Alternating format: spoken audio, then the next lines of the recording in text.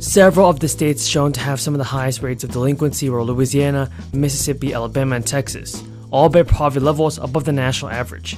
Median household income is also among the lowest nationally in these states. The child poverty rate in the United States improved dramatically because of expansions of the social safety net during the crisis, but experts are warning that allowing relief measures to expire may reverse these historic gains. And while the crisis cut pressure on the well-being of millions of children, new measures greatly improved child welfare.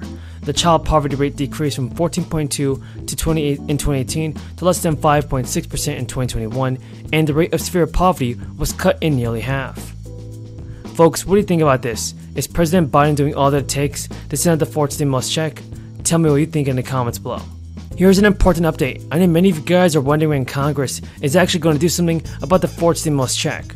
So here it is. Congress will be sending out another batch of fourth stimulus payments to Americans. The Social Security Administration is also looking at a new benefit raise for Social Security beneficiaries. Democrats have proposed a new action plan for the Social Security program, and now if you're retired or just about to retire, then next year's Social Security checks are likely to see one of the biggest bumps on record as a result of surging consumer price indexes. The average beneficiary may be in line to get as much as $180 a month starting next January, and anyone living on a fixed income is being hit hard by inflation. And the higher payments will be welcome news for retirees who have seen their household finances squeezed so far this year as a result of rocketing inflation and turmoil in the financial markets.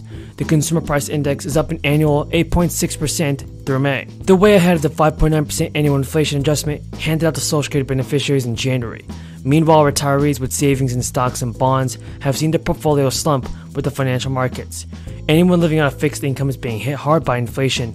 Social Security checks have lost 9% of their purchasing power in a year. And the annual COLA, which was instituted during the inflationary period of the 1970s, is calculated by comparing consumer prices each summer with prices from the previous year. The Social Security Administration will look at the average CPI numbers for July, August, and September, and compare them to the average for the same 3 months last year. Experts say that we are already on track for the cost of living adjustment for 2023 of at least 7.9%. That's pretty much a guaranteed minimum. The reason? May CPI's figure is already 7.9% above the averages for last year. So even if there are no further price increases in the economy at all for the rest of the summer and throughout the year, we're looking at this level of increase. For an average Social Security benefit at around $1,700 a month, that increase will work out to an extra $120 each month. My great-grandfather worked in the mines, was a mining engineer, and everybody there was only one word you heard most often in my family. Not a joke. Most important word. It wasn't unions, it was dignity. Dignity. Everyone's entitled to be treated with dignity. My dad, then we moved to a little town. When Cole died, we moved to a town called Claymont, Delaware, just across the line from Pennsylvania, where the Delaware River bends. And used to have over 6,000 steel workers. We're steel. It's all gone now, all of it gone. Used to be a company town, literally. The hills were all company stores, company buildings, but it's gone. And the union movement began to just crumble in Delaware and in Claymont. And my dad never belonged to a union, but I say this to the front end. My dad was a salesperson, and he came down from Scranton when Cole died. He wasn't a coal miner, but he worked in sales up there. And I'll never forget, we lived in a 3-bedroom split-level home, like a lot of suburban areas developing in the early 50s, mid-50s. And there were, I think, 38, 40 homes. And we had 4 kids in the family and a grandpa living with us, and mom and dad. And the walls were thin.